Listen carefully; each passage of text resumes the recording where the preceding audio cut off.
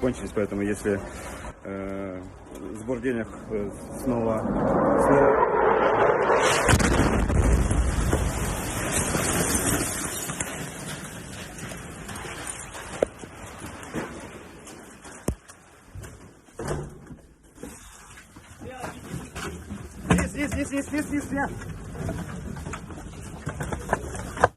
Itu adalah detik ketika seorang blogger sedang melakukan live streaming di Kyiv, bandar kedua terbesar di Ukraine sebelum misal Rusia melanda bandar itu. Dan siaran itu disiarkan secara langsung ke seluruh dunia dan ke seluruh pengikut beliau, mengingatkan kita kembali berkenaan dengan situasi yang masih lagi sangat tegang dan mungkin akan menjadi lebih parah di Ukraine, yang bukan sahaja akan memberi kesan kepada negara itu tetapi ke seluruh Eropah dan seluruh dunia. Kita mahu mendapatkan yang langsung dari Ukraine untuk melihat apa yang terbaru yang boleh dikongsikan. Saya mahu bersama dengan Antonina Kucherenko yang berada di ibu negara Kyiv. Antonina, thanks so much for joining us again. You joined us, I think, about 2 weeks ago.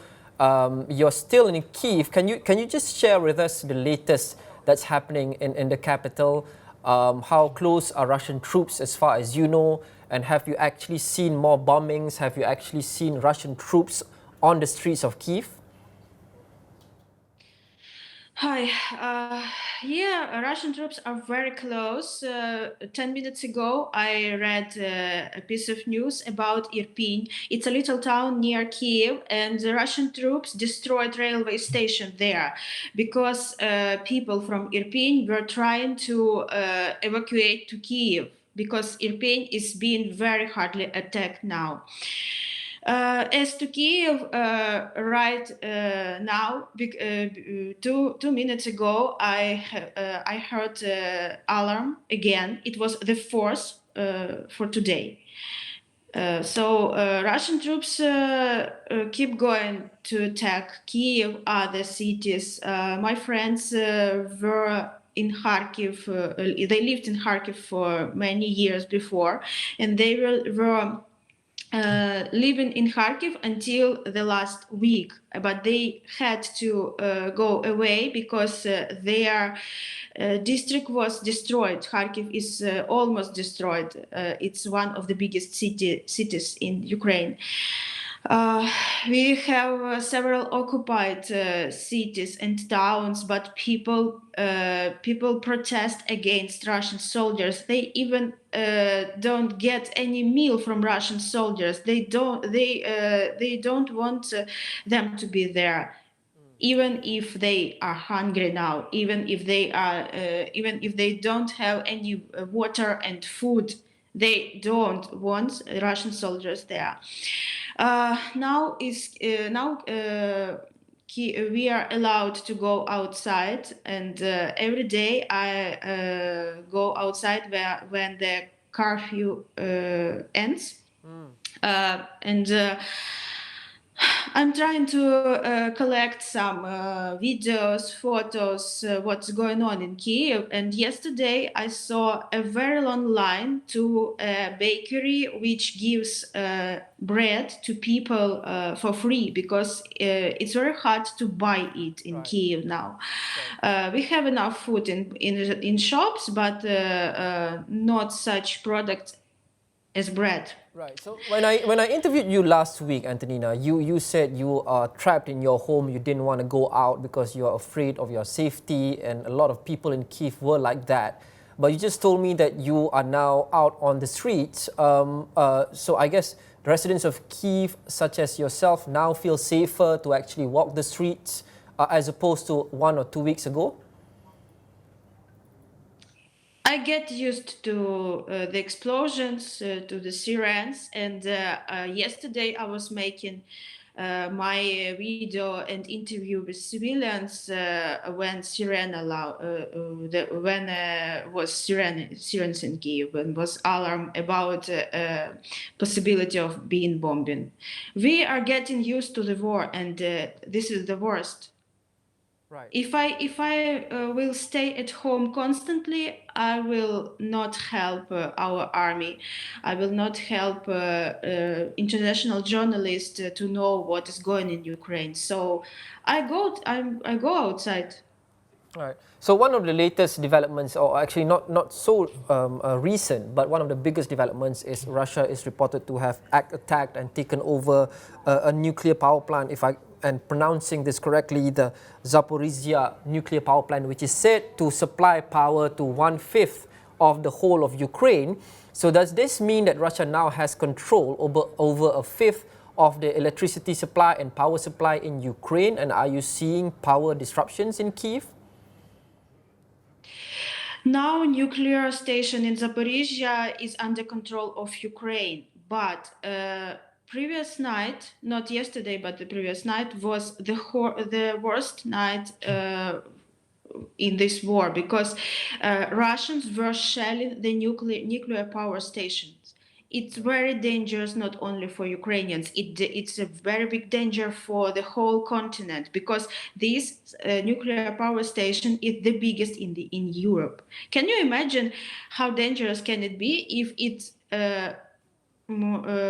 if it has more power than Chernobyl, six more power? Right. I want to play you. And of course, we were afraid very much. Yeah, I understand. I want to play you an audio clip here. This is from a Ukrainian army major who's near Enerhodar, apparently talking about the nuclear power plant attack. Can you just play this first? Шантаж є зараз. І саме для цього це все було зроблено. І ви знаєте, я на колінах стою перед мешканцями міста, яке з того боку Дніпра, Каховського моря, які буквально голіруч, без зброї, пішли на танки, на це зло, щоб захистити все людство. Зараз оці українці захищають своїми тілами все людство, і ми захистимо. So, Antonina, if my translation is correct, he was saying that the people there will protect all humanity with their bodies. They will sacrifice, they are willing to sacrifice themselves.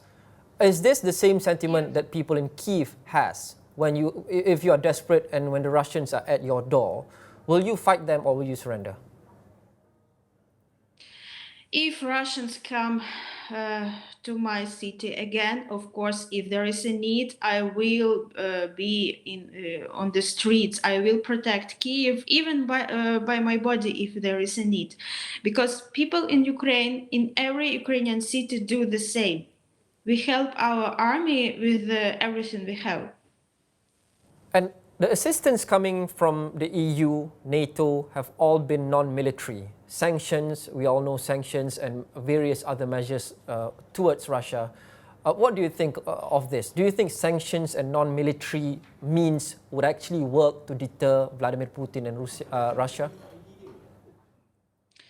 You know, I started to communicate with my ex-colleague. She lives in Russia, and she tells me that most of Russian people haven't felt yet these sanctions, just because Russians is a poor nation. They didn't have enough money before the war. Of course, they won't feel the sanctions immediately. Immediately, you can feel the sanctions just very rich people. Why they are keeping silent, I don't know. Maybe they are also afraid for some reason. As to NATO, yes, we hope that they will close our sky, because it's very big danger from the sky. On the ground, our soldiers made their best and they are heroes. But we really need NATO to keep our sky in the silent. Yeah, that's one of the most recent demands from President Volodymyr Zelensky. It seems as though the critics are saying that although the EU and NATO and US cares about what's happening to Ukraine, based on what they're doing, they don't think that Ukraine is worth World War III. Ukraine is not worth deploying actual troops to fight against Russia. What do you think of this? What's your response? I think each life worth to be protected. And if NATO can do it, I hope they will do it. I hope they will hear me, other people, other Ukrainians in Ukraine and all over the world, because there is the 10th day of bombing almost every Ukrainian city. It's very hard to live in such conditions. It's very hard to protect our country if you don't have big support from the whole world. Of course, we can see the sanctions, we can see humanitarian help, we can see help with evacuation, but it's not enough. Talking about living under those conditions, now most people are expecting Russia to actually take over the country and install a puppet government, a government that would say yes to Russia, very subservient like Belarus. In this case, if that happens, do you think you'll be in for a very long protracted war, a long conflict? Because even if the attacks stop and there's a puppet government, there will always be violence on the streets. There will always be Ukrainians fighting against the puppet government. Do you foresee this in the next 2 or 3 years in Ukraine? I'm sure that Ukraine will fight for our independence till the end. Our history has many wars with many countries who wanted to occupy us, and nobody could do it for a long time.